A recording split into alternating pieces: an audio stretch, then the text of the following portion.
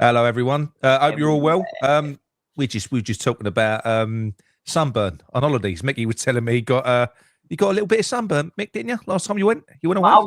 I was in a bad way, right? So we went on a big family holiday, and then I went out straight away. Like everyone's all around around the pool, and I put that carrot oil gear on, and I was all like factor 4, something like that. Yeah, it's basically cooking oil. You basically put cooking oil on. Yeah, Mrs. Going, you can't use it. I said, I'll do what I want.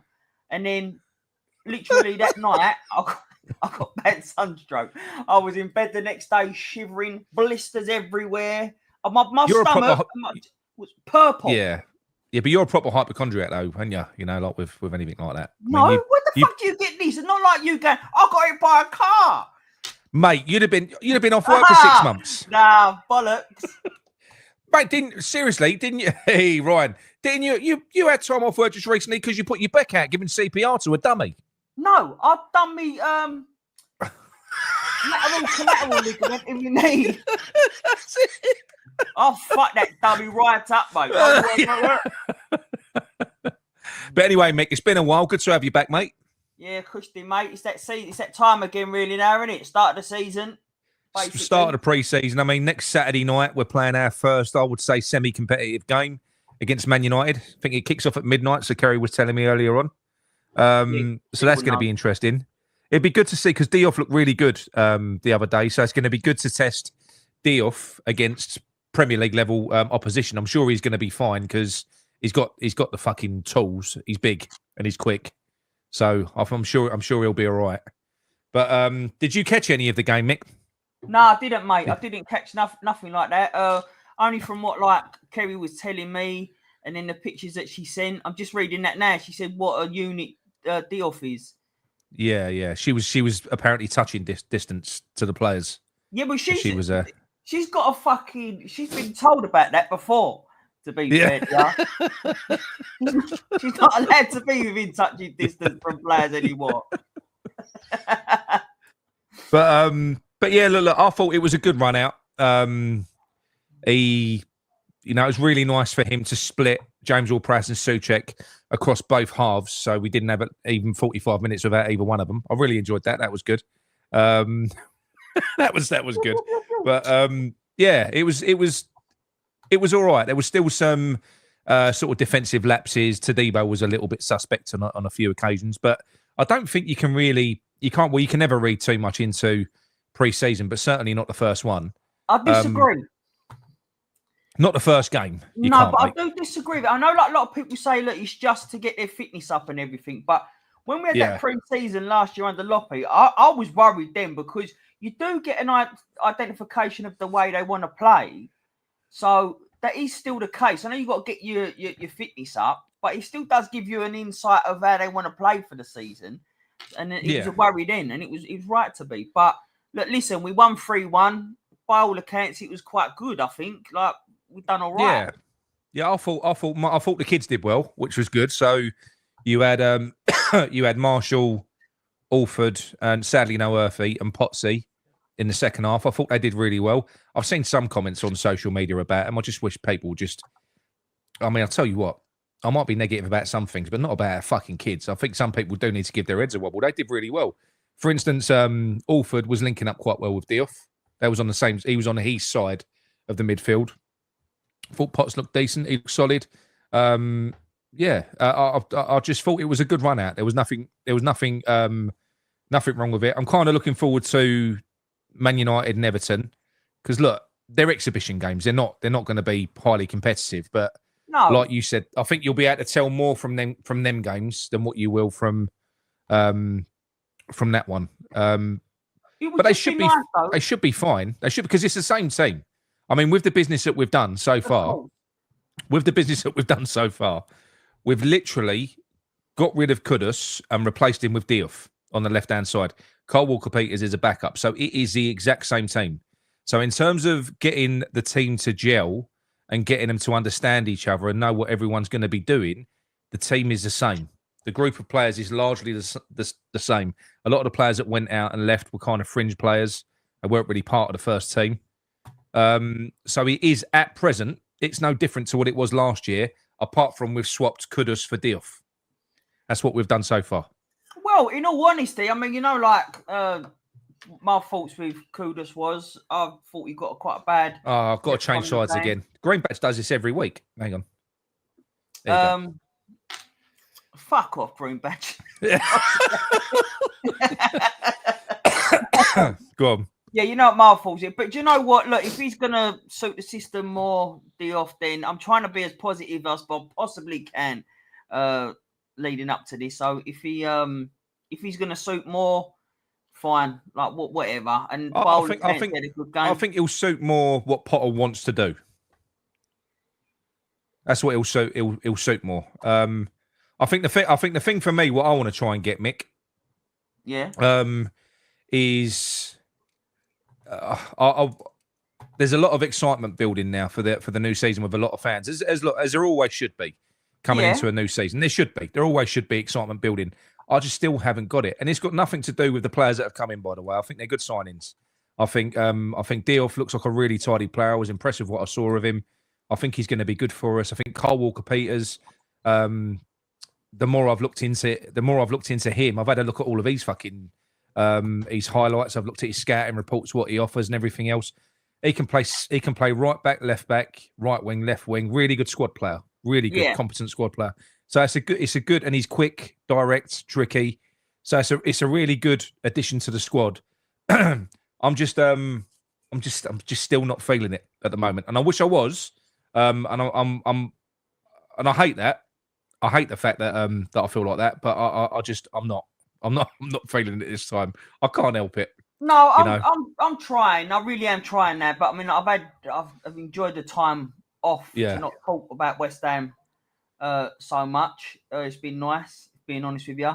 And I'm trying to get that feeling a little bit. Obviously, signings, when you sign players, it does help. It does when you lose some players, though, that don't help. But no. Look, fuck it. It is what it is. Let's see where we're gonna go. He ain't got a clean slate for me. To be fair to you, I still don't think that he's proved anything since he's been here. But new season, let's try and have it. Fuck it. Yeah. Well, look. For me, the clean slate thing doesn't exist with any fan. Anyone that says that he has got one, they're lying. Because if we was to lose the first 5 games, they would all be going, "Oh my God, it's no worse than what it was last year." It's fucking. That's what would happen with all fans. But I can understand being positive and a positive mindset going into the season. I think what we need, and we was having this conversation earlier. I was chatting to Ben and Ben, Stevie Bell, and Amanda earlier on, and what I think that we need, because the West Ham fans, we don't make any difference to how that team play. We're not going to make any difference to the team that he picks. We're not going to make any difference to the performances that happen. Look, at the end of the day, for instance, we're away from home on the first game. The away support is always good. But I do think that we've arrived at the stage now where we've had no entertainment as a fan base for about 3.5 years. I think if the man, is going to get a clean slate, it's going to be if he physically shows us something. So when we play against Sunderland and then going into that new season, that is how he will get genuinely people like me, like yourself, will get people on board with him and what he's trying to do. I can put myself in the most positive mindset in the world and dream like you normally do at this time of the year, but just ain't happening for me at the moment. No. But if it got to the Sunderland game and it was just the same shit as last year, that's all gone. It is gone because then you automatically you go, well, this is what we've got to look forward to all season. Yeah. That's all gone. Just does put you down on a downer, straight away. Yeah. And I agree with that, and I don't want that whatsoever. So for me, the clean slate, I don't think he needs a clean slate. I think he needs to feel like he's got to prove something to us. I would like to think that he wants to prove something to the fans, to prove people like me, loudmouths on YouTube that have been calling him shit. I would hope that he wants to kind of prove that isn't him, that he's going to turn it around, that we can play better football and be more genuinely entertaining. That is what I want to see. I hope you're right, but in my head, I don't think he thinks like that. I just think that he's quite stubborn, Nick. That to say, they're all stubborn. Thinking, that's why, because they're all stubborn. So it'd be no, I know what I'm doing. You don't. Do you know what I mean? It is that sort of type of manager, as most managers are. As you said, they all are. So I think that even I can't see him changing much from what we saw last season. Like I said to you, I think it's just going to be more players like your Dioufs, like your anyone else he brings in is going to be more suited to his setup. And I don't necessarily like his setup at all. But let's see what the fuck happens. And I did get a very funny criticism earlier on one of me. It just popped up on. It was funny. Well, I always do. I always get ribbed. But this guy made a really good dig, and he said, "You're so negative. If you walked into a dark room, you'd develop." That's quite a smart one, isn't it? That's a good one. Yeah. I like that. That was good. That was good. I can get on board with that sort of criticism. That was good. But yeah, so look, I am hopeful. The one thing that does need to happen, the midfield does need overhauling. But everyone's talking about a striker at the minute. We've got Fulkrug and you've got Bowen. I know Bowen ain't great up there, but you've got Fulkrug and Bowen that can fill in up front. The cheers, mate. That's our job for promoting the BS out thing. We'll get onto that in a minute. I forgot what I was saying now. I've lost my train of thought. What was I saying? Can you remember? You weren't even listening, was you? I don't need to listen to you. You're too busy going through the fucking comments, aren't you? Yeah, that's All it. Right, hang on. But yeah, hang on, I'll throw myself there. Let's put the banner up anyway. Yeah, 1 second. Yeah. So what I was trying to say is with when it comes to that, I mean, look, when you watch, I'm not going to go on a fucking preachy one here, but when you watch Claret and Booze, unfortunately, we've always been the same. So there's an awful lot of channels, and this ain't me criticising anyone, and there's a lot of presenters that will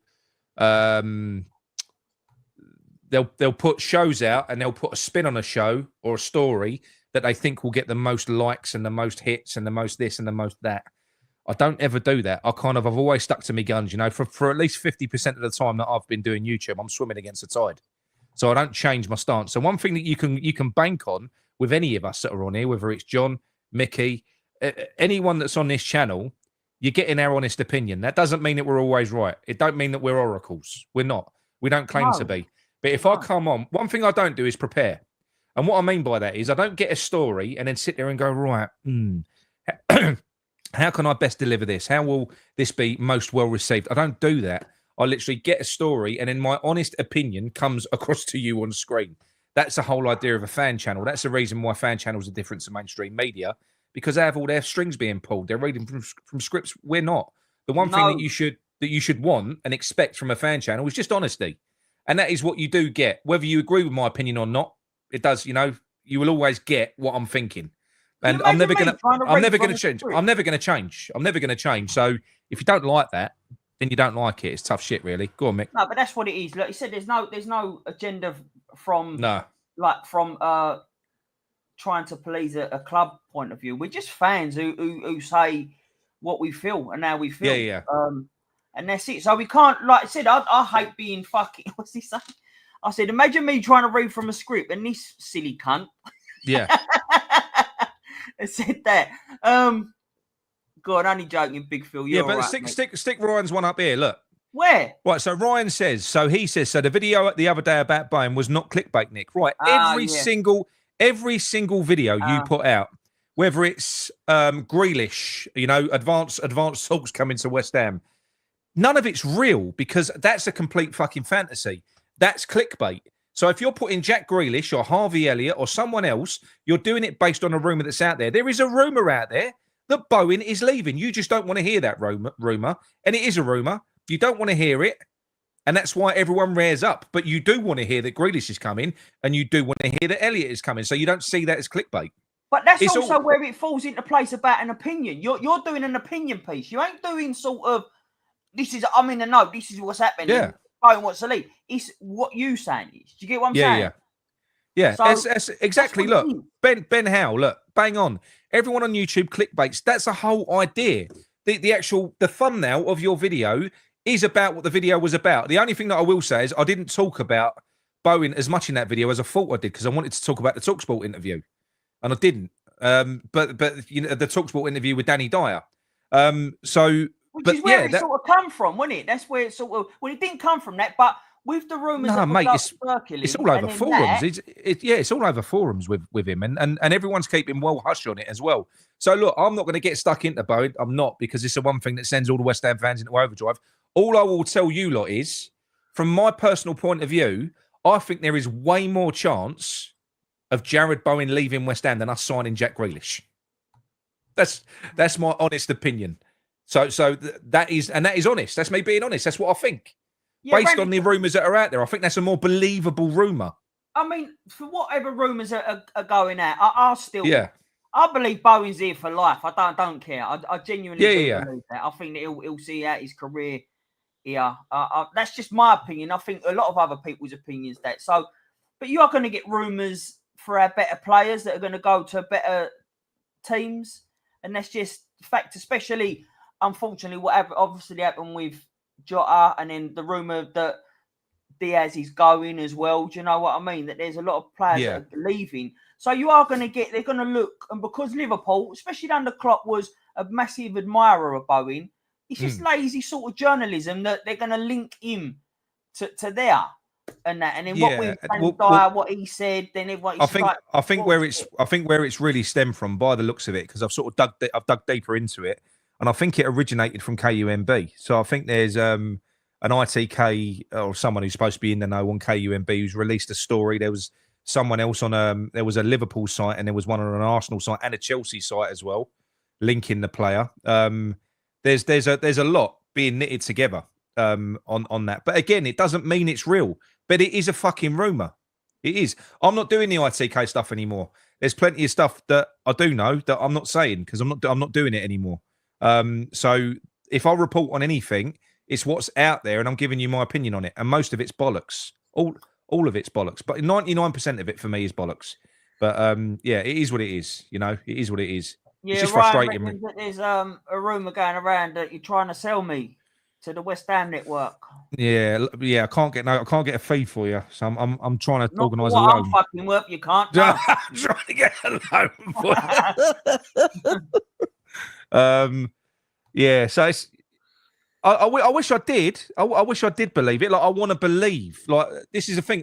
If you go back to my videos last January, right, I was latching onto every rumour because that's typically how I am. I get so excited in transfer windows. So I'm craving all of these links because I want to believe it. The issue that I've got now, I think it was after January, because I was so involved in what was going... Well, not involved in any way, but I saw how we operated, and I saw physically how much bollocks it is. It's kind of killed me a little bit now. And whenever I see anything now, I just think that's shit. That's bullshit. It's bollocks. And it's horrible because I like all the... I used to like that kind of transfer window thing. Didn't you, Mick? Oh, look, we're linked with so-and-so. Oh, what? How would he look in our team? I love the links. I do you know what I mean? Like, as much as it's all bollocks and shit, like 99% of the time, you're never going to get in players anyway. No. So, but I do love links. I do. Like, I can't help it. I do. But it's just this one fucking season, or like this window. I've shut off from it, really. I've really shut off from it. Well, I mean, Trudge said I've turned over, and I've never said that on any show.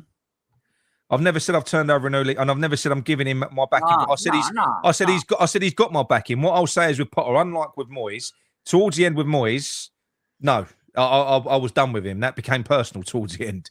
It isn't like that with Potter. His clean slate for me will be if when we start against Sunderland and we look half decent in the first, not expecting like miracles, but if we look half decent in the first 5 games or 10 games, then my mind will start to change. Me turning the corner is saying, I'm open to have my mind changed, but I'm not doing it based on happy videos and stuff like that. Look how together the fucking club are. Do you not remember the last window with Lopetegui? How everyone was happy in a training ground. You had Stighton and Lopetegui sat together talking in press conferences, and everyone was making videos on it, saying, "Oh, this is better. This is brilliant. This is a way to go." They look so much more professional. And that tour that he did, didn't he? It's all the same stuff. The feel-good factor is stuff that the club pump out with positive PR. I want to see it when it gets to match day. That's it. That's all I want to see. If I don't see it, then no, I ain't behind him. I don't give blind faith. No. It has to be evidence-based for me. And with the evidence that I've got of Potter from last season, then I'm sorry, at the moment, no, there is no clean slate, but my mind is there to be changed, and only he can change it. Yeah. And that's what I said when we signed, like when we got the new manager. I said it don't care who it was. It could have been Amarin, could have been anyone, could have been Arnie Slot.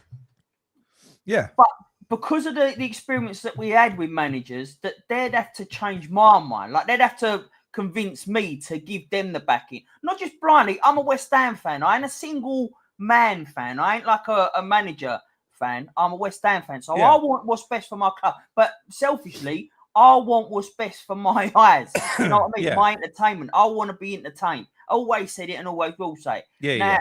That start now. Same for me, to be honest. Yeah, which is exactly right. And then from last season, what I saw under Potter, no, he hasn't got my backing. He really hasn't. So that will have to change. But only he can change your mind. Yeah, exactly that. Only he can change my mind because it's all going to be about the style of play and the entertaining factor for me, which is always has been for as a West Ham fan. I mean, we ain't glory hunters, people. If we were glory hunters, we're definitely supporting the wrong fucking team. Trudge, this ain't even the start of a rebuild. We've replaced one player from the first team. We've replaced Kudus for Diouf in the first team. Kyle Walker-Peters is a backup utility player. So all we've done so far is replace one player from last season in the first team. This isn't a rebuild as yet. So the longer it goes, don't forget the season starts in under 4 weeks. It starts in under 4 weeks. We're playing, but do you know what though, right? So then I know like this, and a lot of people are fretting. But this happens most windows, like with us. Summer windows, we don't usually buy players. Really, maybe one or two, like we have done so far, and then all of a sudden, within like a space of a week, we're signing players. It's always late though. It's always late business. But so then what happens? But then what happens invariably, Mick, is you start shit. Yeah, I get it. I'm not saying I agree with it, but what I'm saying is that people do lose their minds. I remember watching other fan channels like last season and in Windows going, "Oh, we're not fucking signing anyone," and I agree with it. It annoys me. But when you look on it, we always sign players quite late. Well, so I'm still expecting a good 3, maybe 4 players to come in. Honestly, I'm telling you, there is some sense in what Gio said ages ago, where he and I'd never thought about it. But Sullivan, you know what he's like? It's tight as arseholes. If you sign players at the start of the window, you're paying them 3 months' money when there ain't even any games. I reckon the later you sign them, you're saving on wages. Oh, that's definitely probably how he's fucking seeing it, Sullivan. 100%. Yeah. Yeah, like what's the point in signing someone now when they're just going to get money for nothing? No. They're going on holiday next week. He'd be fucking fuming. But this one here, so Loppy meeting Earthy with Noble. Yeah, I remember that. And then 2 days later out to Bristol. Yeah. It's a little bit like when we talk about Billy, whatever his name is, the first team coach coming out, talking about, how the youth are going to get, their opportunity, referencing Scholes. But then our first 2 signings, Diouf and Kyle Walker-Peters, basically mean that Scholes ain't getting no fucking minutes. Because Diouf will be playing on the left. And if Diouf ain't, it'll be Kyle Walker-Peters. So that is more or less it. Maybe he'll get some game time in when they go to AFCON for 4 weeks to 6 weeks. But ultimately, we've signed Scholes' replacements. That's what we've done. Yeah, just because he got roasted by Salah. Yeah, I still can't get over that. I still can't get behind that. There's just what a way to fucking ruin a youngster. Like a really like good up and coming youngster, and he's absolutely shattered his confidence. And on that, this was saying to earlier on that walk around when he showed Earthy was just in on his own training, come in on his day off to train on his own to show willing and show that he wanted to fight for a place and that, and I'm a bat. And he fucks him off 2 days later. Yeah, but Tyler says here he thinks Scholes is going to play. Where and when? I can't see it, Tyler. Where's he going to play? If Diouf comes off and you've got Kyle Walker-Peters on the bench, is Scholes coming on? I don't think he is, mate. The only way that I can see that he plays, in all honesty, is when the 2, Aaron Wan-Bissaka and Diouf, go to AFCON. Yeah. So then you've got then he will. Yeah. Then you've got that. Or in cup games, if we're playing like lower league teams, then he'll come and play. Then maybe. Do you know what I mean? I don't know. Yeah, I just found it a bit rich that our first 2 signings were to block the first fucking youth player that had literally come through and looked like he was establishing himself. That's all. It's a shame for Earthy because Earthy got injured. I really hope that he's back in time for the US tour. I don't think he's going to be. See, we did have this discussion before, didn't we? Because you said as well that you think he could be a good midfielder. And I think, who was it? Stuart Pearce, we've got midfielders in Potts and Alford that are there.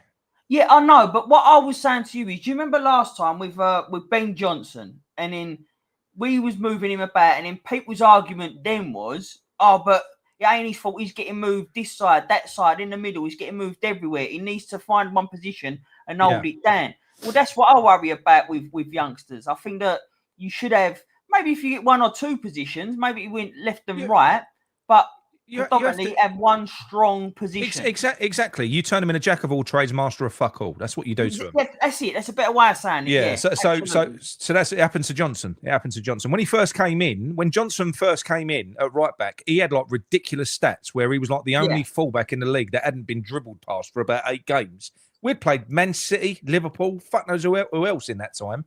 But you got this here, right, from Mike, and this is the thing. Mike Basham, Scholes is just average right now. Declan Rice was just average when he came in. And it was, I'll tell you what, the only reason there is a Declan Rice now is Pellegrini. That's it. Pellegrini made him a CDM. That would never have happened under Moyes. He made him a CDM. He put him in midfield. That's the reason we ended up with that player. Because you put time into him. When they make mistakes like Scholes did against Salah. Like, do you remember Declan Rice against Newcastle? You've got to persist with him. You've got to give him minutes. And also, do you know, like with the financial shit, with the constraints that we've got now, with PSR, the fact of the matter is, at the moment, we've made a 20 million profit on Kudus. That's what we've done. If we sell Aguero in this window for 20 million, we've made a 20 million loss. That means that in PSR terms, we're back to square one. And what that means is next year, when that £100 million drops off, the Declan Rice money, we're in the red. Now, we know that we've got to be self-sustainable. So the only way that we can make money and have money to spend in this model, people don't want to hear it. They don't want to hear it, but it's facts, is by selling players at the moment because Sullivan won't pump money in. Well, what players are left to be profitable apart from the likes of maybe Bowen? That's clear fucking profit. You know, if you're looking at 70, 80 million now, if you're going to be a selling club, you do sell players when they're at 28, 29 years old. And then you reinvest that money, go out and buy younger players again. We ain't got too many more of them. We're not going to make a profit on Paquetá if he goes. So that won't help us with PSR. It's not going to. So the only way you can do it is, as John said in the chat earlier on, is with youth. Now, Man City, look at Man City and Liverpool. Man City, for instance, they took Mabama off of us. Yeah, they've loaned him out to Stoke. Guarantee you in a year or two, they sell him for 10 million. They literally give their players minutes. They develop them. They put them on the pitch at the right time in games, and they give them a platform to succeed. And all of a sudden, they create these new names. You create Tyler fucking Morton. You create Cole Palmer. You create all these other players. 2 of the players that were in that FA Youth Cup final, where we battered Arsenal, and they're mainstays in the Arsenal first squad. And none of ours can get nowhere near the fucking team. We was way better than them. Way better. And that's been one of my arguments as well about the youth and about how we won that cup and how they've not gone through our first team, but others have. But then also, when I looked at that, like again, what John said, and he's right saying about that Man City have done it and everything. But the problem is they can afford to do that. They've got the players that they can bring on if them kids ain't really working out and then they get the game. They can do it. I don't think we can. I don't think West Ham are in a position. You can't. For instance, no, I'm not saying. I'm not saying it's agreed with what I'm saying. But let me give you an example. Yeah, so you can do it. So, like for instance, last year, what you can't do is put Potts and Alford next to fucking Souček and James Ward-Prowse. No, you can't. They're going to look shit because that's a non-existent midfield. But you stick Potts in the middle of when we had Kudus or with Paquetá, with Alvarez, you stick him in that team, you'll see a different player. You stick Earthy in there, you'll see a different player. But the issue is, like when we brought Alford on last year, Mick, we was losing every time. And under the cosh, we was getting overrun in midfield. Whenever he brought Alford on, Alford's like a fucking deer in the headlights. The atmosphere's terrible in the stadium. We're losing. So you exactly what Ryan's saying there. You can't set them up to foul. No, but then even when they don't get set up to foul, how can you put this? I don't want that wording because then Scholes wasn't fouling, but then he has one bad game, and it wasn't even a bad game. It was just because Salah was so fucking good. And then he drops him, and he's sort of like left in limbo then, and that's bad. I'll tell you what bothers me about Scholes. Anyone that said they weren't massively impressed with Scholes when he first came into the team against Aston Villa, and then he went on and had a couple of games after where he was absolutely mustard. If you're saying you don't remember that, then you're lying, because he was fucking brilliant. We was all excited about him, and wanted to get him tied down to a longer contract. Well, what's happened is, I must admit, he has gone back down. He's gone back here a little bit. But you know what that says to me, Mick? That's coaching. Of course it because is. he came from a different environment. He was fresh from his academy coaches, where he was playing a certain way, full of enthusiasm, full of desire. And how I see it, Potter's had his hands on him for 3 months, and now he's a shadow of the player that he fucking was. Yeah, and that's so bad. Like, again, look, we said this before. I'm sorry. It was on the members' side. I think that we said this. And it's what was you talking about? I forgot. It's about Scholes. We're talking about Scholes. Yeah, but I can't remember now what I said. I really can't. Sorry, people. My head just went to fucking shit just then. I know we're talking about Scholes in that, but I can't remember what I was going to bring up a really good point, and I've just totally fucking forgot it. Yeah. Yeah, there you go. Look, Dad's. Yeah, I remember that game. So Adam from Dad's Our Job, he says he was impressed with him at 16 when he man in a match against Steaua Bucharest. This is what I mean. So there is a real good player there, but you have to bear with these kids, and we've got an awful. And this is what I don't understand about the fan base. So a lot of people criticise me for criticising fucking shit players that are in our first team that can't even pass the ball 5 yards. But when I come out and I say you got to be patient with kids, they go, "Oh no, he's not good enough. He's not up to it. He's not this." Of course, he ain't fucking up to it now. They're going from youth football. You've got to bear with them, bring them through, give them a platform to succeed, and then you'll create players. And talking about PSR, that's how you overcome PSR. You overcome it by creating youth players that you can then sell on later. You keep the best ones. So you'll keep if Freddie Potts turns into a world beater, you keep him. But if someone like a Callum Marshall turns into a 15, 20 million pound player, and that's free money. And that looks good on the balance sheet. Do you think that our fans are expecting a lot from our youth? Like you're saying, when they come, are they not giving them enough time? Like, do they expect them to be there and then straight away and forget the time that, like, when most fans do. Most fans, like when you're in the stadium, when you're anything else, most fans are over the moon when, like, for instance, when Earthy came on that time and he scored that goal. Most fans have got all the patience in the world with youth players, but there are a few that will just sit there and just go, "Nah, they're not up to it. They're this." Stating the fucking obvious. The idea of youth is that you develop them. You've got to develop them. I think that there's more, and this is just how I see it when I look at it. I think there's more acceptance of giving someone time to bed in. Say like Diouf, for example. We just signed him. Yeah. So there's more acceptance for them because they've never played in the Premier League before. They come from a foreign country. 100%. Yeah. So, but what I'm saying is you hear all that, so they give them time to bed in. But I don't really hear that with youth. Then exactly the point. You sign someone from abroad and they start bad, they'll say, "No, you've got to be patient with them. They're coming from another league." Yeah.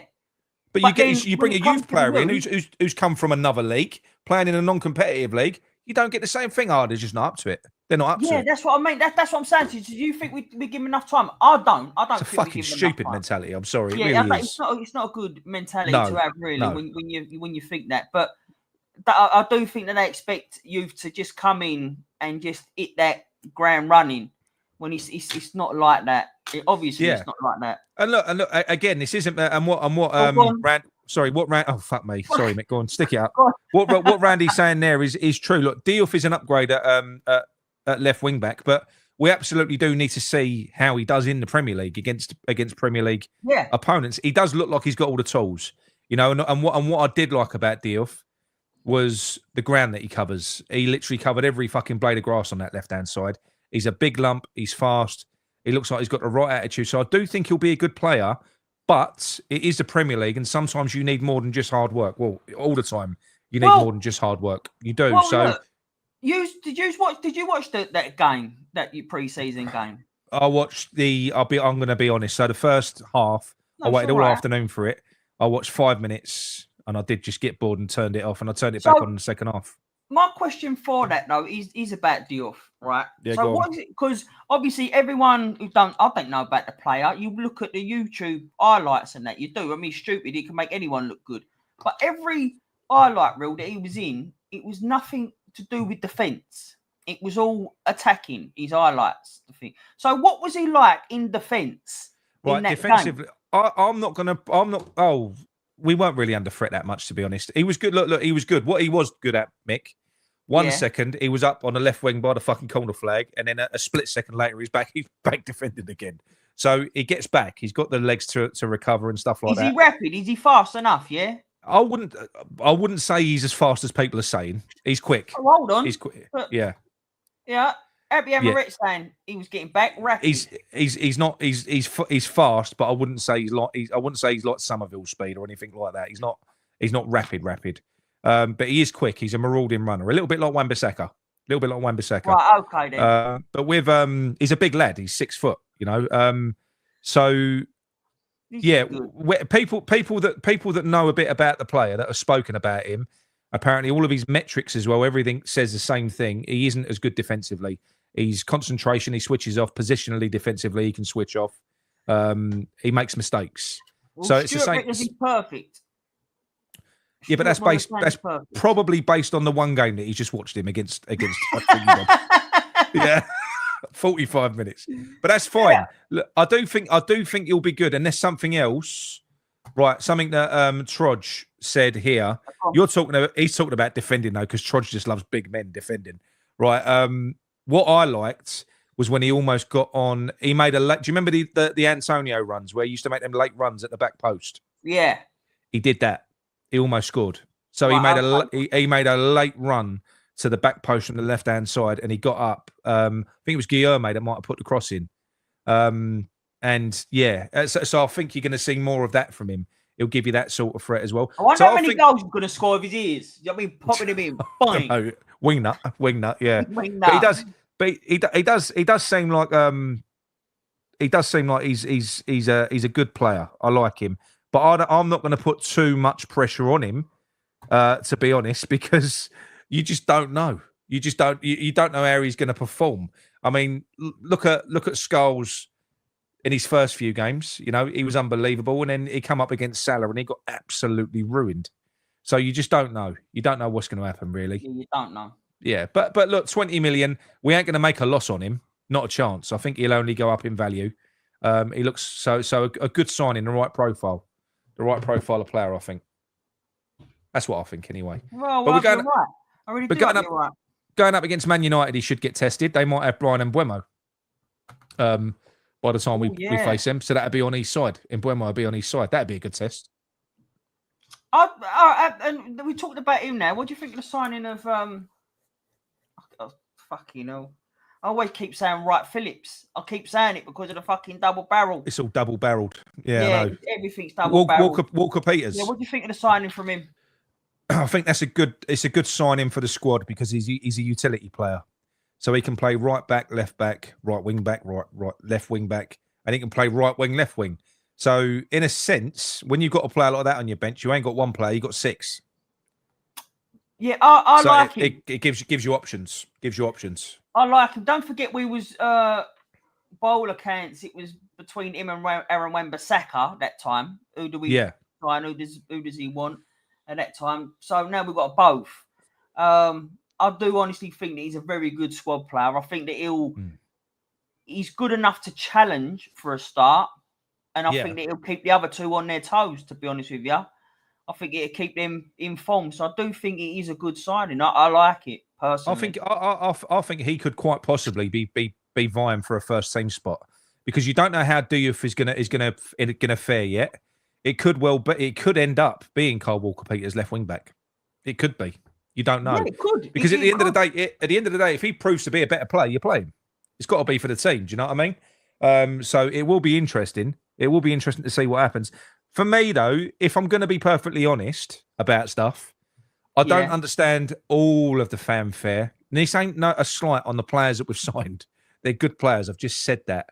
But it is very meh to me because we've just signed a squad player and we've signed a left wing back. That's what we've signed. You know, we have let go of, whether you liked him or not, or like him or not, we've sold potentially a world-class fucking player in Kudus. He's going to be world-class. Well, yeah, but what we've sold him and we've brought in a left wing back, a good one, good solid left wing back into the team. That's all we've done so far. I am not blown away yet. We've still got all of the main issues there, which are in the thingy bob, which are in the middle. The problem's still there. Souček is going nowhere. James Ward-Prowse is going nowhere, and I can't imagine a world where either of those two are sitting on the bench while they're still at the club. I can't see it. I can't see it. Again, we'll have to see, because I really don't know what the fuck is going to happen. I don't agree. I always say this. I'm not too sure if I agree with it right about a goalkeeper. I don't think it's a priority for me. But all this does, I'm not being funny. If we push on and we go and get a ball-playing goalkeeper, I'm going to have my head in my hands, because I can't stand that football, pep ball. What that means is we're going to be seeing relentless amounts of triangles in our own fucking third. That's ball control, people. Controlling the game is holding the ball in your own defensive third, trying to bait the opposition into a press so that you can slip balls in, but just literally knocking the ball about in triangles in your own defensive third and resetting, going back. And I just think if that's the route that we take, then that's what we're going to be watching. It's going to be way worse. It depends on the type of football that you like watching. That just makes me want to fucking chew my fingers off. Yeah, and I can't stand it. It does. And you're right there. It does mean fuck all without a midfield. We do need a decent midfield, in all honesty. I don't know how to sort that one out, because they both have to go. I don't think you could put anyone with Ward-Prowse and or Souček. I think that they both need to be dropped to the bench. But I've got a feeling Ward-Prowse is going to be his main man. What Brian Flower says there, if James Ward-Prowse and Souček start in midfield, we will not improve. And I mean this. He's exactly right.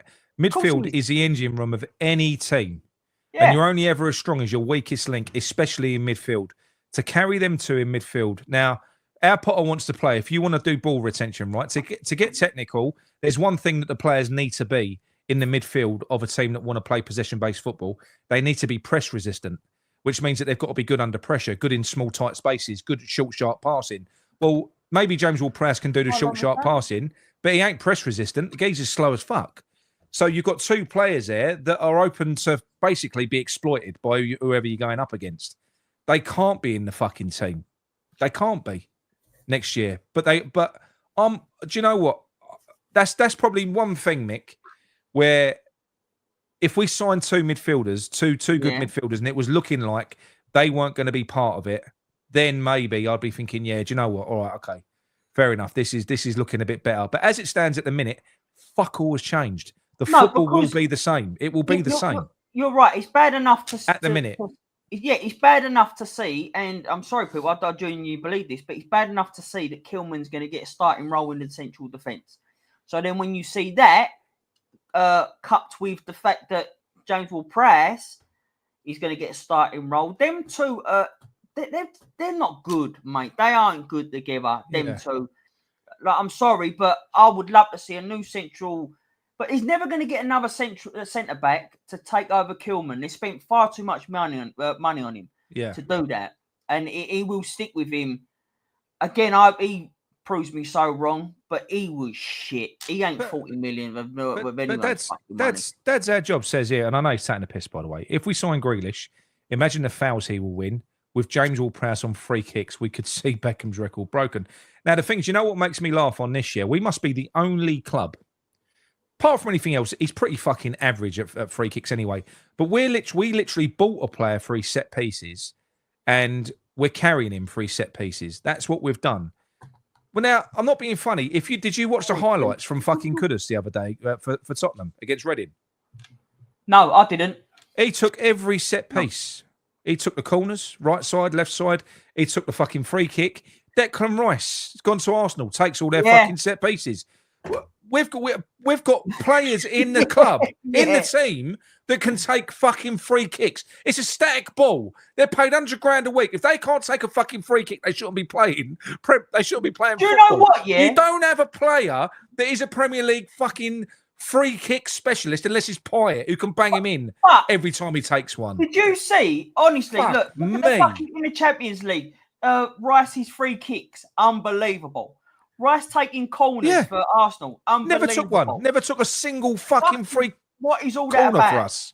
Never took a single corner for us. Kudus into Tottenham, taking all their fucking corners, isn't it? Yeah, because let's give it to the man who's got one fucking... Because it's all he can do. It's all he can do. He can't do that properly. Do you know what it's like? No, honestly, he reminds me of the coach's son at kids' football. That's just, he's shit, but he has to be in the team and he takes all the free kicks. Honestly, that's what he is. Give it a JWP. Yeah, but that's what I'm saying to you, because like he's saying he's got a history, but his history, I think it was actually John that pointed it out. And when you consider how long he's been playing and the free kicks that he scored, like, it's not a great ratio, I don't think, of James Ward-Prowse. I think it won't. I might have that wrong. But I'm sure that he highlighted it and he weren't great. Yeah, look, lads, I'm not talking about Kudus. I'm making a point. No, Mark, we was carrying a player. We was carrying a player in our team to take free kicks when we had players in the team that could take free kicks and corners. Is the point I'm saying? Kudus won't be the only one. Bowen can take fucking set pieces. We don't need to carry a midfielder just for set pieces. And they're shit anyway, James Ward-Prowse is. They were. Way better. Way better. Shit, but then you listen to the media and the commentary all the time. And they like, oh, he's a set-piece specialist. Not for us, he fucking ain't. He has not been a set-piece specialist for us. I'm sorry. But he's not even fucking scored one. See you later, Wayne. Bye, mate. You've obviously never watched this before. See you later, Wayne. Bye, Wayne. Close the door on your way out. Bye, them. But yeah, look. I don't know. Yeah, for me, that frustrates me. That's what I'm saying to you. With James to carry RRC, James Ward-Prowse and Souček is you've got James Ward-Prowse to take set pieces, and you've got Souček to get on the end of them. We're carrying two bodies in midfield for a set piece scenario. That for me is just mad. It's madness. Yeah. But anyway, people, I'll tell you what we'll do. We're going to a QA bit for the last little bit of the show. Drop some questions in the chat, and we'll have a little chat about it. Put Q in front of your question for the last 10 minutes. I'm not going to talk about any transfer news because it's still the same. You know, there's no point. They're still dragging out the Harvey Elliott thing. They're still dragging out the Tyler Morton thing. They're dragging out Grealish and doing this and doing that. You know, I wonder how many people have bought new season tickets off the Harvey Elliott rumour. How about that James Ward-Prowse was taking free kicks when he come back on the pitch after Emerson scored that fucking fantastic free kick that had me jumping up and down for the first time. Yeah, I'd say bang on from Ryan there as well. He said he'd rather have had Cresswell in the team for free kicks. Yeah, if you're going to carry someone, carry Cresswell. Yeah, he did. That's when it was. No idea, Lincoln. No idea, mate. I don't know, but he's going to go if you listen to it. I mean, that's why else are they waiting so desperately for his decision? Apparently, there's a deal already in place, from what I've been told, to Flamenco. I think he just wants out of the Premier League. I can understand it. He wants out of England. I can't blame him for that. Obviously, I can understand it. He just wants out of the country. Must have been a shit couple of years. Who do you think we will sign next again, Lewis? No idea, mate. Mate. I couldn't even. None of the players that are currently being spoken about, not Harvey Elliott, not Tyler Morton, and not Jack Grealish. We're not signing them. Well, I can't answer this one for you, Red. I mean, the three questions that you've asked for so far, I can't answer that. Why are we expected to give Potter a change when they literally watched him bottle lead after lead and make awful changes? That's my point. From what we've seen of him, and we see enough of him. It's not like he's had a few games, like 5 games, 6 games. He had enough games to show us what he wants to do, and it's not good enough. Big changes need to be made. So that I agree with you. Don't give him the chance. Let him convince you to give him the chance without going in blind. But I think that's just common sense. So I think it actually is. Surely anyone that has got that much of a fucking short memory from last year, because many of the points that we were dropped that were dropped they were dropped because of him. They were dropped because of the decisions that he's made that directly led to us fucking conceding, going back, getting deeper and deeper, and inviting pressure on. That game where fucking Fulkrug done his pieces. Do you know what I mean? It's and that's the trouble that we've got. We know that Potter is look, they're all narcissists and they don't like to be questioned. But when you are that way inclined tactically, big players are going to question you. They literally are. They're going to go, what? They're going to hold you accountable. So they're going to be like that. What you did there, that's fucking what. Why did you do that? Why did you take him off? Why did you pull us back? Why did you do so and so? But that is why. Yeah, but that is you should be able to. Yeah, but that is why. That is why. If you listen to the interviews with Diouf and Kyle Walker-Peters, from a character point of view, they're very nice kids. They look like they're going to be very. They're going to do as they're told. Is what I'm saying to you. They fit a certain character profile. You're not looking at a Fulkrug.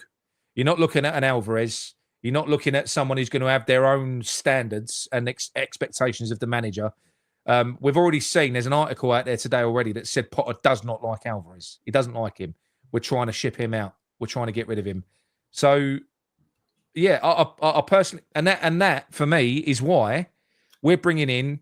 Well, we brought in the sports psychologist who is there to breed a winning mentality. You don't need to breed a winning mentality into Alvarez, into Paqueta, into Bowen. They're winners. We won something a couple of years ago. You don't need to breed a winning mentality into them players. You just don't.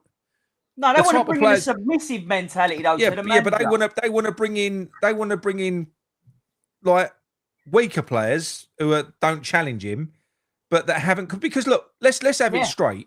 Winners are bastards.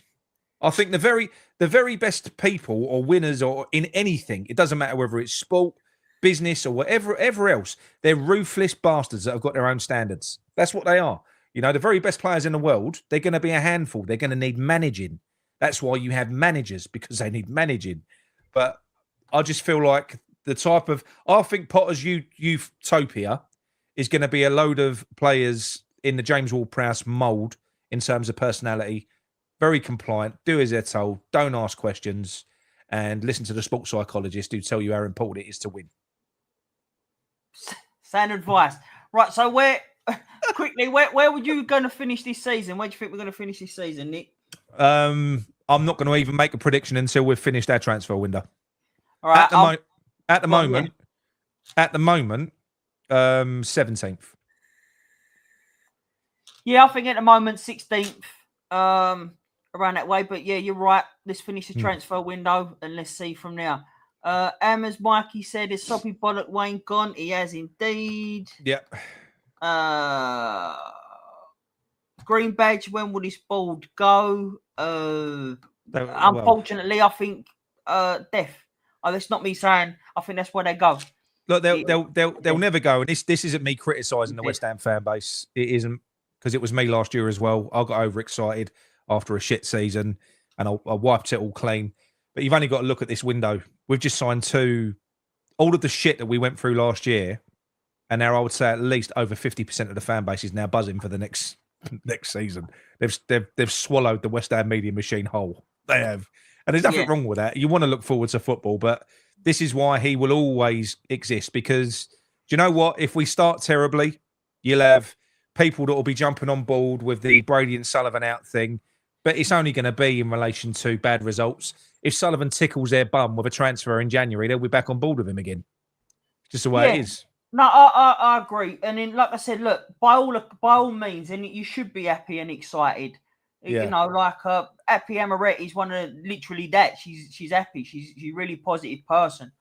And you should hold on to something that's going to get you happy. But then also don't forget the position that we are in and how we got there. So, you know, he is after that. John asks, Keane or Steve Potts instead of Potter? Serious question. Yeah, I'll take Kevin Keane to be in charge for us. Give him a go. Yeah, all day long. Just very quickly, Big Red Rom, we don't tolerate this type of language in here, mate. So let's strike one. All right, strike one. Let's keep it civil, yeah? Keep it civil. God. Yeah, just keep it. How long does Potter get, lads? I mean, I'd have it back tomorrow, to be fair to you, Steve. But they're trying to stay positive. So, unless it's entertaining, not long at all for me. How long does Potter get?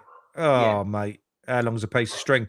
I think it depends. I think if we're not at risk of being relegated come Christmas, he'll see his contract out. So if we're not in the relegation zone and we've got enough points, he'll see his contract out. If we're in the relegation zone and he's having mental breakdowns on camera like he did after the Brighton game, he'd be gone. Because I don't see, one thing I will say about Potter, I don't see a man that you would want to go into battle with like that, because he was crumbling. There weren't even no pressure on him at the end of last season.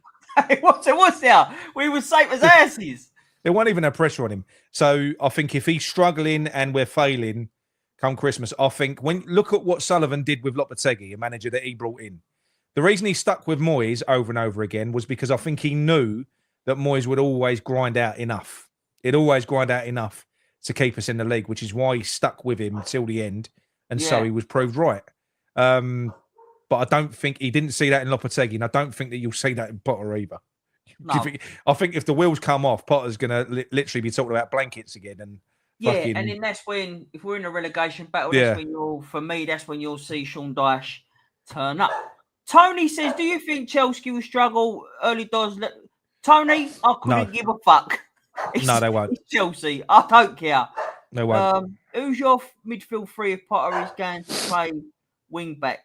It's midfield, John. It's a midfield 4. It's a box midfield. The way he's going to play is a box midfield.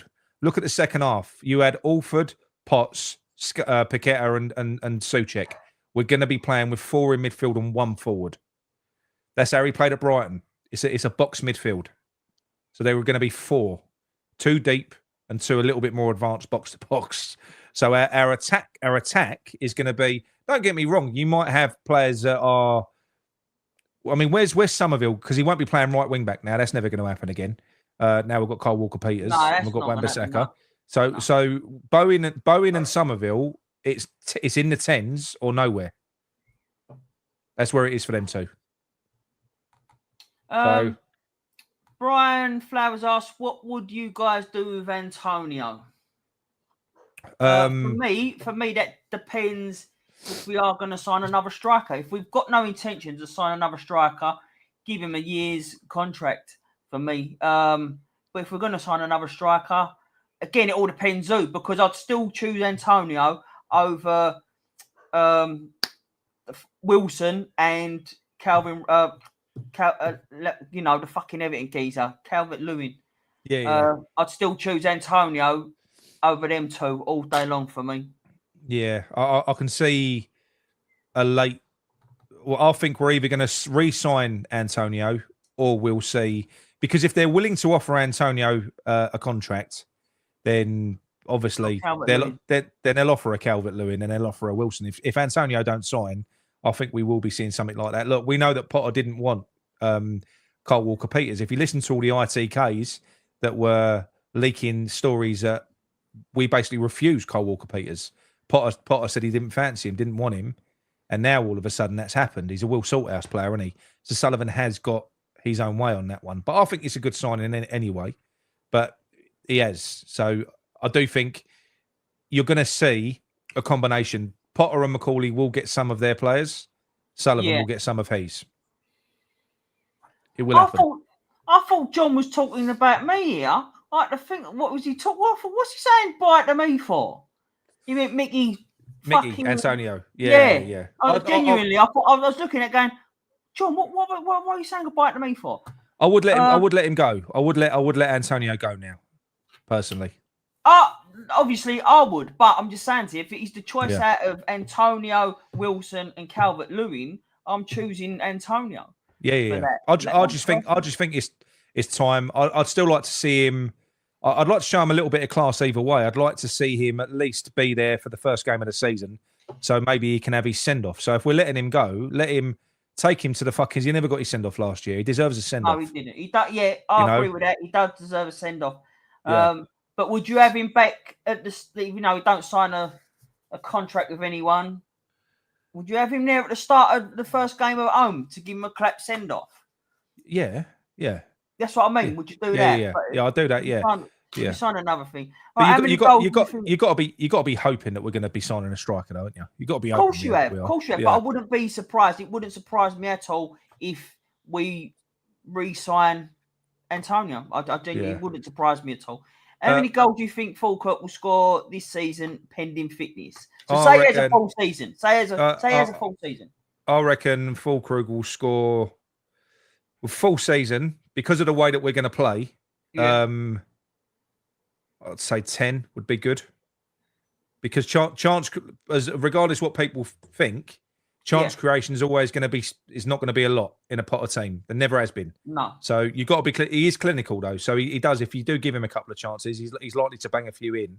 But we're not going to be creating a lot of chances. Now, isn't me being negative? Go and look at the data from when he was at fucking Swansea, Brighton, Chelsea. It's control. 80% of the ball, you don't do much with it, apart from hold on to it. And remember, people, if anyone says about Welbeck being his example, Welbeck was a lot better player after Potter left. He was pretty shit under Potter. He was pretty shit under Potter. Yeah. He come alive after. No, I'd agree with that. I'd go anywhere between, I know Ryan... I reckon 10. He might get into double figures. I think he said about, I'd go about 8 or 10. I'd think that as well. Can we see Marshall getting a look in? I'd love to, but I just don't think it, Mac. Where though? Maybe. That's the thing. When you look at the way he's going to play, would he be our new striker? Would he be like the Falkirk replacement? Could he? I like him. I've got like little Craig Bellamy vibes from him watching him. He's really good little player. Quick. He's direct. He's brave. I quite. Mark Painter saying, Nick, if you give him a chance, he will score goals. Yeah, but the whole thing is give him chances. That's what I'm saying. You need to create chances. You do. Or you've got to have insanely clinical players up front that can convert whatever you do give them. Do you know what I mean? Yeah. Anything differently? Yeah, exciting football. It's exciting football. Just entertaining football, Randy. Just want to be entertained, mate. That's it. It's See, for me, it's not even to do with shape. That's irrelevant. Whether you're playing 4 at the back, 5 at the back, whatever it is. I really don't want to see us fucking around at the back, playing the ball about, trying to bait presses, trying to do this. I want to see us use the pace that we've got. I want to see us going at teams with, if you got Fulkrug, if he's going to play that box midfield, then put Somerville and Bowen in a 10 and have Fulkrug holding the ball up, link in play, and get Bowen running rampant with Diouf on one side on the overlap and Wan-Bissaka on the other side. I want to see us going forward and causing problems. That's what I want to see. I don't want to see patient play. Patient play fucking kills me, you know? Oh, it's boring. It's absolutely fucking boring. Kent, how long are you going to give Potter before you start? I'll name 5. I'll name 5. Look, to be honest with you, Kent, like we said, I've already judged him on his time at the club already. Is that 6 months? Is that 6 months? Is that 6 months? Yeah. It's down to him to change my mind on wanting him gone. If he comes, if at the start of this season he starts playing attractive football, good football, and just entertaining where I can get on board with it, lovely. Then he gets a stay of execution for me. But for me, I'd have him gone tomorrow. Personally, I'm not down about it. I'm just saying, I'm not angry about it. But I'd have him gone tomorrow. Yeah, look, I'm not as I'm willing to give it a go now because it's too late. We're sort of into it now. I think he's, we've got the pre-seasons already underway. I think you have to give him a chance now, and you've got to stick with it and just hope that it's not going to be anything like it was. That's anything like it. I don't want to see any. It was atrocious football. Dreadful football. I don't want to see any of that, No, I definitely don't. If you had to be one positive about one thing this season, what would it be? I'll let you know. Coming up. Yeah, coming up, Jonathan. Probably, isn't it? Or do you mean the previous season? There's nothing from the previous season. Nothing. But if it's about this season coming up, it's impossible to say right now, Jonathan. You have to just wait until It's going. You're right, Tom. I'll tell you what would be a positive would be if we managed to keep hold of an influential player. You know, like let's say we've let Kudus go. Let's say we managed to keep Paqueta for a new season. He could be the difference maker in a team full of, you know, good players. He's potentially a great player. So when you've got that, we saw what happened in the Payet season. We had one. Well, you had Lanzini as well, but you had one absolutely top class player and brought everyone else's levels up. We do need someone like that. You have to have a difference maker. People do forget sometimes that we're in the Premier League, and it's really unforgiving. And you do need those special players to make stuff happen. And yeah, that's important. If we, because I keep saying, mate, I keep saying, you can get all the up and comers, and you can get this and you can get that. I'll keep referring back to Ipswich, Southampton. We've got one of their players. We're linked with about 3 others. You know, we're linked with Fernandez, and we're linked with all these other. That's the thing. There's levels to these players. We've got some fucking talent, and that is what separated us from the bottom 3 last season. He can't for me, Red. If Potter couldn't get a tune last season, how can he be trusted this season? He can't. Not for me. That's my point. He can't. But he's got to be now. Let's let him try and change my mind on that. Let him sort of say, Mick, you were fucking wrong. Lovely. All up for it. Yeah. He's got to be now. And I don't think there's anything wrong with this mindset either, people. Because people, you know, I wish I had that feeling, like I said earlier on. I wish I had the feeling that I was positive going into this, like I always am in the off season, getting excited about transfer windows. But the upshot of it is, what does that even achieve anyway? For instance, last window, I was really excited. We've won the Premier League. I was on board with the hype train. Shittest season ever. It makes no difference to what happens on that pitch whatsoever. Because the minute you start watching them games and you start losing and you start getting battered and it's shit football, it means nothing, or how you felt going into the season. So how I'm feeling now is I'm proceeding with caution. So if you want to call that negative, that's entirely up to you. But that's how I'm feeling. I don't think that's negative from what we saw of him when he to some people it is. They're like, oh, what are you doing? Come on. I think that's just reality. Surely, don't Nick. That's just looking at it. I know. Some people don't live in reality, do they? No, obviously they don't. No. Happy Aberret. But well, what's Ray said here? Ray said you can have good players, but if they're not coached the right way, that's absolutely right, Ray. That's important as well. It does mean something though, to a degree, because like I said, they weren't coached well for the last few years, I don't think, but they still had the quality to get us out of trouble at times. Did you hear the when I did that interview with Agent X, who's heavily involved in football? He knows exactly what goes on in changing rooms and everything else. Been involved with a lot of clubs at all levels. And he said, you'll be surprised. He said quite often when a team has come out in the second half and they're a different team, he said that is hardly ever the manager. He said normally that is a player that's got hold of the rest of the team and gone, fucking get yourselves together. Now, someone like a Fulkrug, I didn't cut this is bullshit. He said normally it's a player. It's a player that rolls everyone else up and gets them all going. He said, but then the manager will come out afterwards and everyone will go, oh, that was brilliant from Potter. He really motivated them. Apparently not. Apparently in a typical team environment where you've got all of these big characters, it's the players that lift each other. They set their own standards. Also, it's not unusual for instructions to be ignored when the players can see that something ain't working. So if something ain't working that they've been told to do, it's not unusual. I think we've seen it a few times as well. I'm not saying just under Potter. I think we saw it under Lopetegui. We saw it under Moyes as well at certain points, where the players will literally go, "No, fuck this. Come on, let's just go. Let's just have a go." For like the last 10, 15 minutes, you will see that as well. Yeah, that's going to be coming back, mate. That's going to be coming back soon. I've got the next one. Got the next one really scheduled good. in. I know the people. They're really good. That with he knows his shit. He knows his shit. Yeah. But that's the thing. So that's where, Mick, that's where I know these big players, yeah, they can be grief for a manager. So someone like a Fulkrug or an Alvarez, they might be a bit of an arsehole and they might ask questions of you. But also, if you manage them the right way, they can be the motivators in the changing room. You want winners in there, didn't you? If you're losing 1-0 at half time, you want that half you want that changing room to be a fucking boiling pot. I want a player to tell you your shit if you're playing shit. Right? Yeah. And I want them to be frightened when they said it. I'm not being funny. Look, I know Bowen's their captain, but if Bowen, to me, this is what I get. No one knows really what behind closed doors. But if Bowen was to tell someone they're shit or they're playing shit, I don't think he commands that sort of respect. He ain't that sort of character. If you've got someone like Falkirk or Alvarez telling you're playing shit, you're taking notice. I'll tell you what, even to a degree, Paqueta. Paqueta Look, I've got my own theory about Paqueta. I think that I think the Brazilian team is scared shit of him. I think he's a fucking nutcase.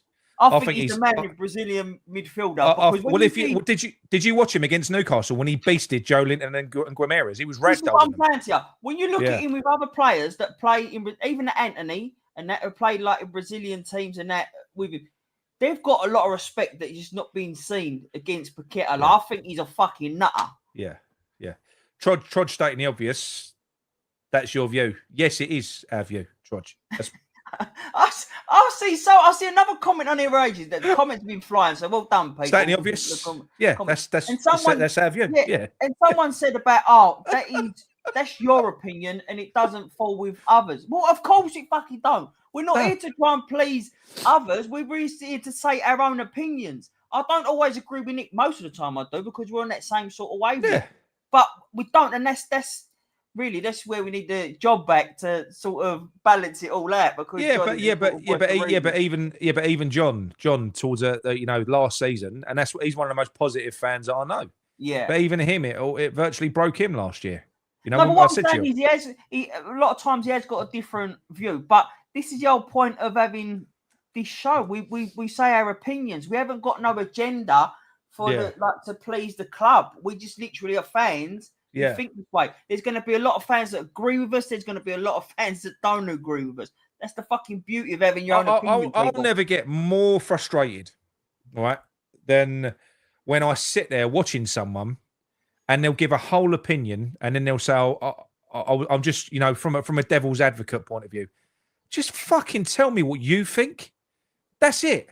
I think, I'm not really interested in balance. Balance is from different people. For instance, there's a million YouTube channels. If you want balance, then you go from one presenter to another, because they should all have different opinions. That should be it. You don't need one person giving you all different perspectives. You don't. No, of course you don't. Of course you don't. And Mark, but look, listen to this. He said he can't be a nutter, going back to Paqueta. He don't get touched and he's rolling around. He does that on purpose. No, wait, yeah. He does that on purpose. When you say that, what other players are telling him to get up and sort himself out? No other fucking players, because he's a nutter. And if you tell him to sort himself out, he's going to fucking do ya. Right. Trodge, sorry about that, mate. I don't encourage pylons. Can everyone pile on Trodge, please? Sorry. Pile on Trodge. He deserves it. Yeah, sorry, mate. I might have jumped to conclusions, but you are very disagreeable, Trudge. You are. I like you. Ryan Brew, I'm sure I answered your question, didn't I? What's that? There's so many questions going about. I genuinely thought I'll put your question up and answered it. What's that? Wait, here. So let's do that. Don't you think under the right ownership we could ever be? Well, don't say not ever. I don't. We could be, but of course you could. Near that. Like, if you get ownership, we've got the fan base, but then again, do you know something? There's so many clubs that you could say that about. Leeds, Newcastle. There's loads of clubs out there that have got big fan bases. There are. What does make the difference? And this is the other thing as well, right? I was having this conversation earlier on when people were saying you've got to separate the the Sullivan thing with West Ham. I do get it, but how can you separate it, really? Because I'm going to say something which a lot of people are going to get upset about now. This West Ham is David Sullivan. David Sullivan has changed our badge. He's moved our fucking ground.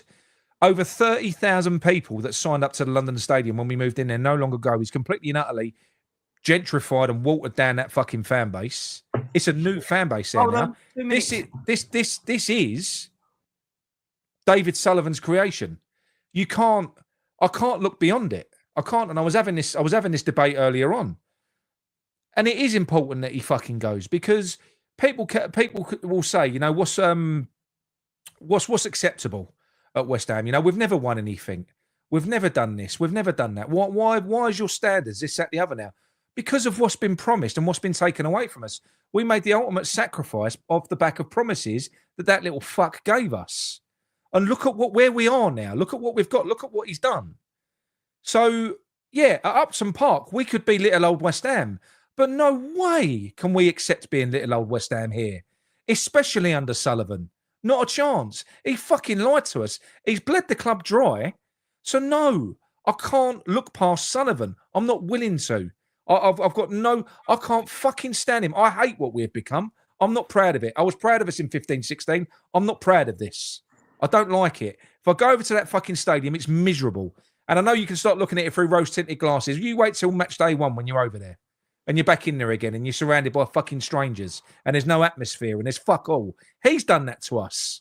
He's done We can't lift the team anymore. We're in a theatre. We're not close enough to the pitch. You can't be the 12th man. No. Physically, you can't. The acoustics in there are terrible. There's separation between the upper and lower tiers. No songs are ever in fucking sync. If there ever is noise in there, it is just noise. So, no, you can't be. If you go into that fucking stadium, I'm sorry, this is the stadium of a big club. And in the big clubs, the teams lift the fan bases. That's where we are now. We're spectators. So that team needs to lift the fans. It ain't the other way around anymore. It ain't the last game at Upton Park where we sucked that ball into the fucking net because we've been getting in De Gea's ears and we've been rattling him all game. We can't do that anymore. So that is the fact. So no, I can't let it go. I'll never let it go. And I don't give a fuck who we buy in this window because we're always going to arrive back at the same point. If, for instance, he does it every time, Sullivan. Let's say, I don't see it happening, he backs Potter properly, which don't look like it's going to happen, by the way. He hasn't got all of his players yet. He's got one player for his new team, and we've had one taken away. But if he backs him, I can guarantee you he'll fuck it up next summer. He does it every time. We'll take one step forward, we'll take 2 steps back. Sullivan is fucking useless. And until we get him out, we're never really going to change. Ever. But the fan base are too easy to please. We're too easy to please. We're too accepting. We're too... Not enough people hold them to account for what they've done. They don't. And I think it's a fucking crying shame. I really do. They're you know, our even to this point now, we had a spike when Kudus went. So 1,000 more people voted because there was outrage. But 5,500 people out of, you know, it's not enough really. And to me, if we have a terrible start to the season and we end up losing 5 games or losing 10 games, and then everyone jumps on that bandwagon and I end up with 20 or 30,000 on there, it doesn't mean anything at that point. That's just reactionary. Yeah, that's not people. That's not people wanting Sullivan and Brady out, really. No, it's not. They're tantruming because we're shit again. This is about wanting them out because of who they are and what they've done to us. Not about whether we fucking beat Sunderland or beat Chelsea. It's got nothing to do with it. Anyway, sorry. Well, that's no, that's anyway. You're really entitled. Listen, my dinner's turned up. Yeah, you have, mate. You have. What, your dinner's turned up? Yeah, my dinner's turned up. Well, okay, we'll give us a couple of minutes then. We'll say goodbye to everyone and then we go. All right, see you later. Oh, is that it? But anyway, Mick, look, it was good to have you back, mate. And yeah, look, like I say, I think the mood will change automatically. You know, if we do well against Man United, if we bring some midfielders in. For me, the midfield is massive. I'm sorry. You know I'm haunted by that midfield. I can't tolerate the thought. We could sign Mbappe, Messi, Suarez. If I've still got James Ward-Prowse and Souček in that midfield, we're going to be shit. So until the midfield is fixed, I don't think we're going to move on as a football team. So that's when I'll start getting excited if midfielders start coming in. Hopefully, anyway. I want that though. Like I do still want, as much as like I said about I don't rate Potter, I'd have him out. I want to sort of change my mind on it because then that means that he's playing well. I still want that.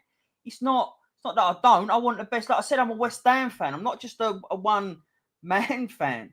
I want the best for West Ham. And if it ends up being Potter that he's playing that football, that he's good for us, or for my eyes, lovely, all day long. Then let's keep him.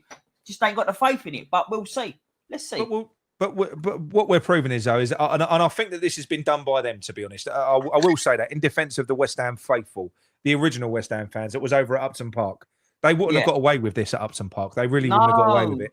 But because we've been diluted to shit in that place, you know, a lot of the hardcore don't go anymore. It is literally been diluted down. You're surrounded by tourists, opposition fans sometimes, in you know, a lot of the time in some of these games.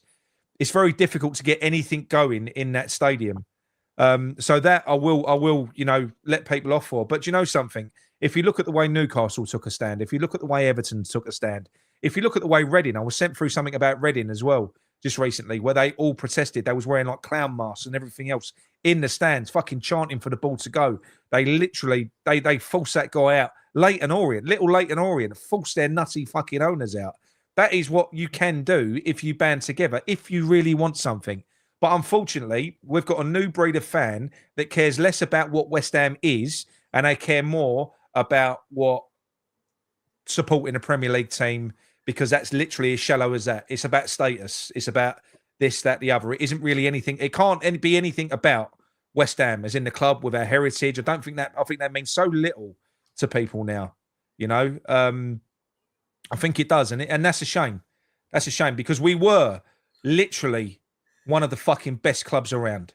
Yeah. We were one of the best clubs around. That's why we've got such a massive fan base. Huge. For a club that has won fuck all. Literally, we've hardly won fuck all in our lifetime. To have a fan base and a following that we've got that because we were a fucking cool club to support. We were different. We were unique. Exactly that. But we're not now. We was a family club, mate, but we're not that. We're not that now. We're not now. It's just bland now. And I'll put myself into that category, as you know. This season, I've had enough. I genuinely had enough. That's why I'm hoping for a bit of entertainment, a bit of excitement for next season. I can't take another season like it was last season. It was that bad. And that's why I've enjoyed the break from end of season until now. And I've not really, people like who's the members, and you'll notice when we've got the WhatsApp chat on the go, I don't really talk about West Ham a lot. I'll talk about other things and I move it onto different things because I don't really want to talk about West Ham. If I'm being honest at the moment, I do now we're getting there. But I've enjoyed the break. That's what I'm saying to you. But I do, that's it really. Absolutely. Right. Anyway, we're going to let you all go. Thanks for listening to us ramble on. And like I said, I know it's difficult now, but like I said to you, this isn't about, if you want to separate Brady and Son from West Ham, then do it. Let's get these fuckers out of this club. You know, we're all fed up moaning about them. We're all fed up with everything. Let's give ourselves half a chance of getting some of this fucking club back. Right, that is it. Mick, go and have your dinner. Speak to you all soon.